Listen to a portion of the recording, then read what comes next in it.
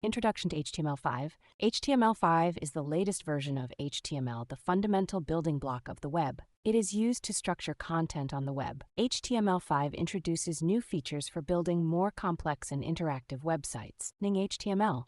HTML is a markup language, not a programming language. HTML uses tags to define elements on a web page. Each element is represented by a start tag and an end tag, with the content in between. 5 features, new semantic elements for accurately describing web page content, new form elements and attributes for complex and user-friendly forms, native support for multimedia elements, supports graphical content for drawing graphics and animations, introduces web storage for storing data on user's computer. Common errors and tips. Ensure to close all HTML tags to avoid errors. Nest elements correctly. For instance, Li elements should be nested inside all or ol elements. Use lowercase for tags and attribute names for readability. Validate your HTML code using a validation service. Use comments to document your code. Conclusion: HTML5 has revolutionized web development. Understanding HTML5 and its features is essential for aspiring web developers. By avoiding common errors and following best practices,